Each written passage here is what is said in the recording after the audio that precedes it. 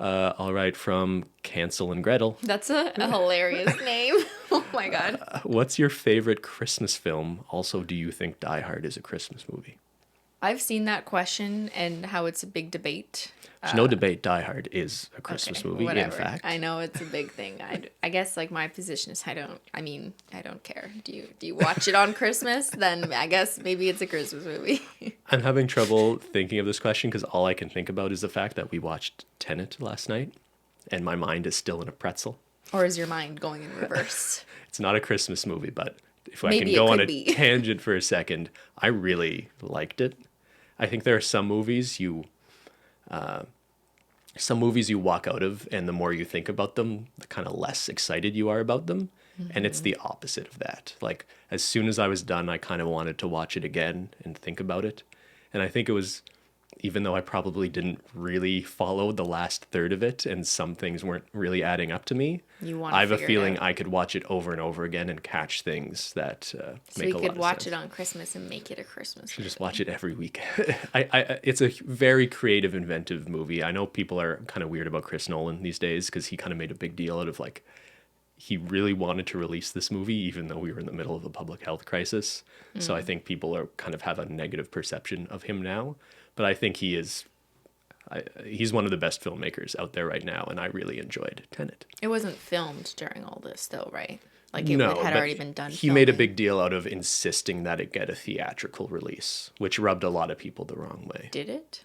It did briefly. They kept delaying it. It definitely did in Europe and Canada for a while when they had reopened movie theaters. But I guess he's making an argument that, like, you know, he really cares about experiencing it in a giant theater on IMAX with certain sound quality. And he's a bit of a weirdo when it comes to those things. But I think he's an incredible filmmaker, even if he seems like a bit of a strange dude. We just bought it on iTunes for like $25. I'm liking this trend of being able to buy films at home. If you have like a decently big TV and okay speakers, and you can kind of get a bit of that experience at home. I mean, you can just watch it on your computer. Or you could just sit really up close so the screen looks really big. Anyway, okay, I'm way too much of a tangent. Christmas movies, Cristine.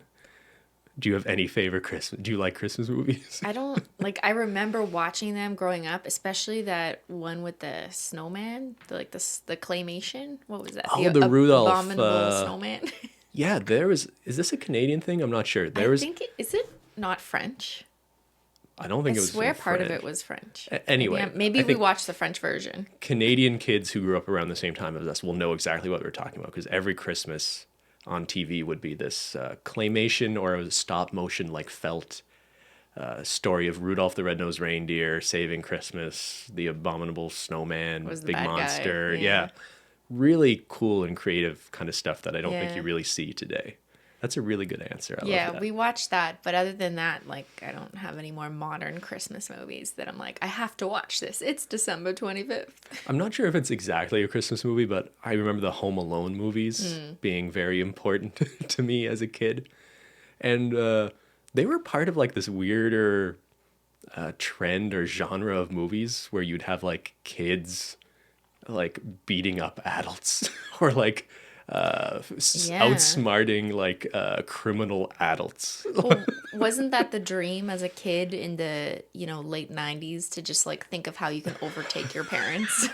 I guess I don't I guess think so. It was like a weird fantasy. But at isn't the time. that weird? Like, yeah, it's like such an outlet fantasy of like kids beating the shit out of criminals. You don't see that today. Yeah, in 2020, you're not really seeing movies like that.